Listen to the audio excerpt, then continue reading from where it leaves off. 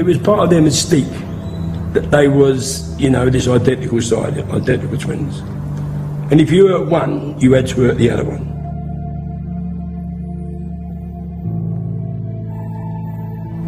It meant they could fight as one. They had telepathy between themselves. They could understand what the other was doing or saying without actually using any words.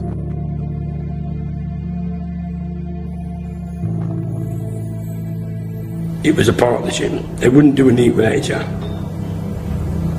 You understand me? And if one was upset about something, he wouldn't have nobody else around. There was just them to talk about it.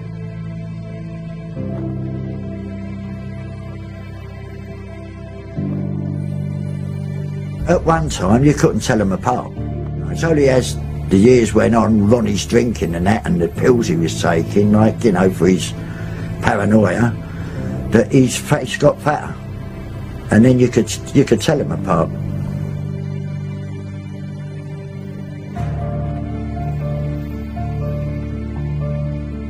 As they got older, I think Reggie was the saner of the two.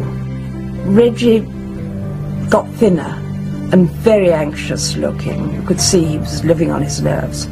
Ronnie didn't live in the real world at all.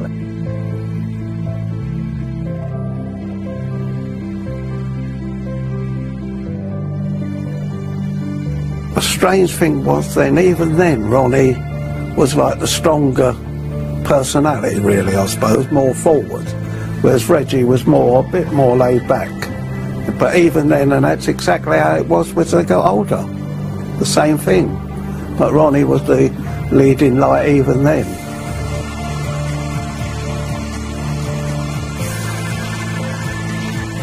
Her mother, Violet, adored them. She was a sort of Cockney Queen Mother figure. And she used to call the twins her little bunny rabbits, and she adored them, and she'd take proud of them.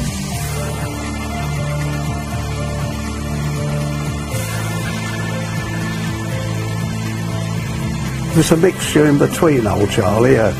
He wanted to be a good thief, but he wasn't. He wouldn't do it. And he also wanted to be a straight man at the same time.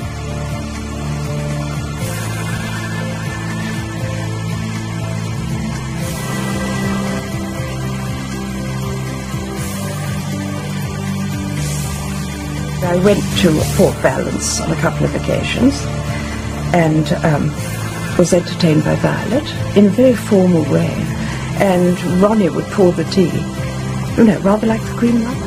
It was what the Cockneys call a little palace. It was absolutely immaculate, the cleanest house you've ever seen. Everything polished and burnished. Every interior door had a lace curtain over it, tied back with pink bows. It was the closest thing to either the interior of a gypsy caravan or a longboat on the canals, with sort of roses and coarse brasses and lots of little curtains.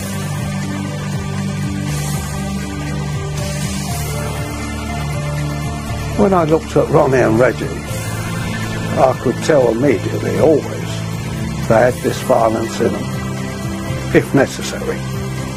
They definitely had it, and in abundance.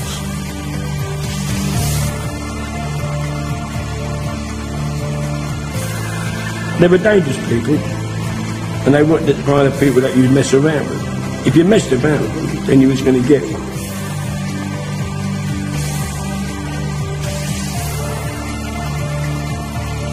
I was terrified of them, to be honest with you, I was, you know.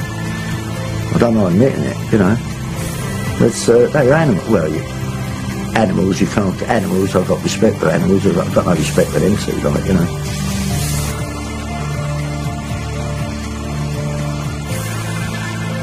They had that aura about them, and they were powerful, yeah, there's no doubt about it.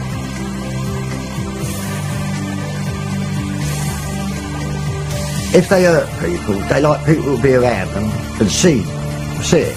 And this was putting fear into people in the East End, you know.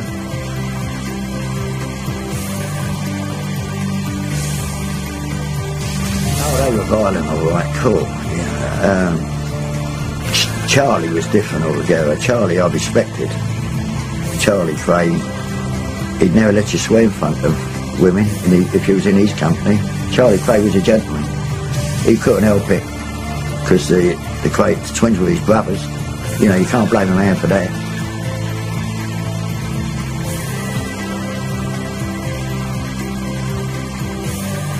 The public in the East End rather welcomed them, I think, because they kept some sort of order in the streets. And they had this rather sentimental way of giving to old people's charities and paying for everybody's bill in the pub and that sort of thing.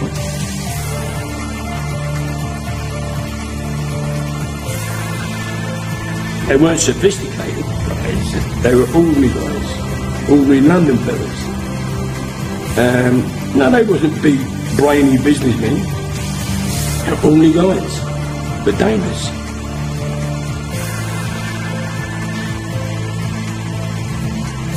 Anyone they knew, any thief they knew that did a job, that got away with, you know, a considerable sum of money of that, they wanted a cut out of it.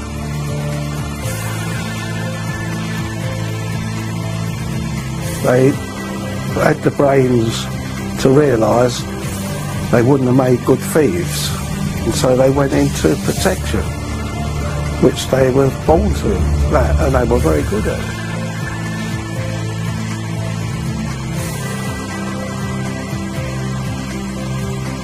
Ronnie, he didn't like women. The only woman he liked was his mother, all right, Violet. She's a nice woman, you know. And he was homosexual, Ronnie. We knew he liked boys, you know. And where Reggie, he liked girls and boys.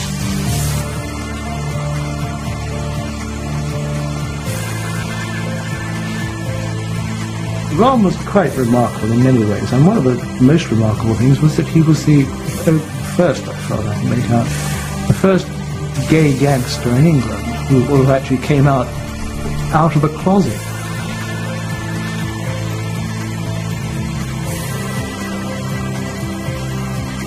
You could talk to him all day, you wouldn't even know he was gay. But never suspected. If you saw a nice, good-looking fella come in, some good-looking footballer or a nice film actor who's nice, good-looking, fit, well, he's nice, and you try and make a play.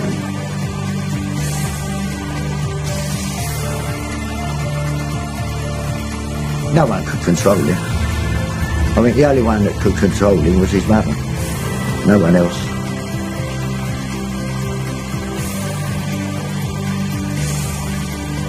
He's a bit like Rasputin, you know. He's way out. He's unusual. That does become very, very scary. And he was scary. He could be scary. They both could, but Ron especially.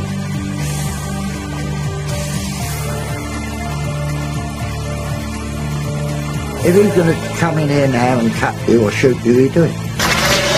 You know, all the talking, he didn't take notes of no one. You know, even Reggie, he was dominated by him, wasn't he? Really, we all knew that.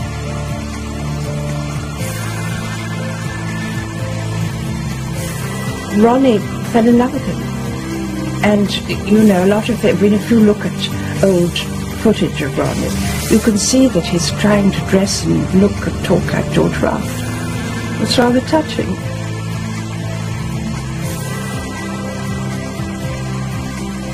Boothby was so mad that in such a dominating, powerful, arrogant man, he used to actually love taking Ron with him back into the West End. And he even took Ron into White's Club one night. I mean, the idea of actually, you know, a member of the House of Lords. Well, first of all, he gave Ron dinner, I think, in the Lords. Then he took him back into his club, which was a very, you know, the smartest club in London. And the thing was brushed under the carpet. This was extremely bad because what the effect of it was that it gave the Krays invulnerability and enormous notoriety in the East End and among other criminals, that they could always get away with everything. They were so carried away by the role they'd got themselves into as gangster killers, they had to do it finally.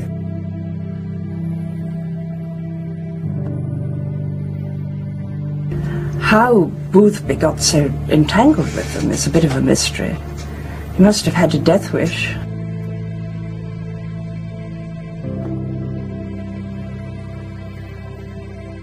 Reggie's favourite saying, you'll disappear from the face of the earth.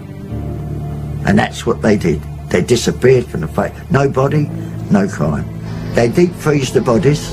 When they took them out the deep freeze, they cut them up. There's no blood, because they're frozen stiff. They burnt the bodies, and there's nothing for anyone to find.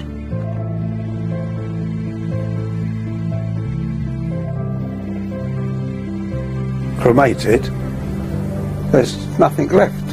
And you just sling the ashes away. Outside New Scotland Yard, Wandsworth, anywhere. That's the end of the story then. No evidence anywhere at all. Simple as that.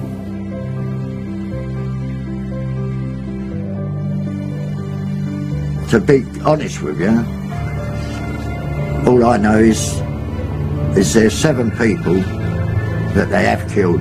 There's probably more. I don't know, but there's 7 people that I know that they have killed.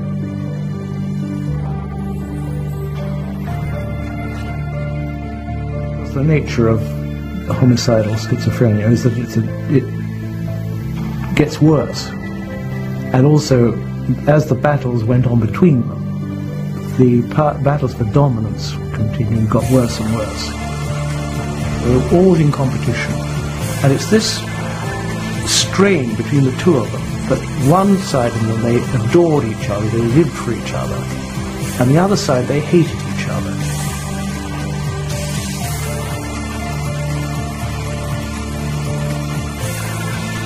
I call them 2 mad Marchers. That's what I call them. They was mad. You can't say what them 2 got up to. They've got to be mad. Sane people don't do that type of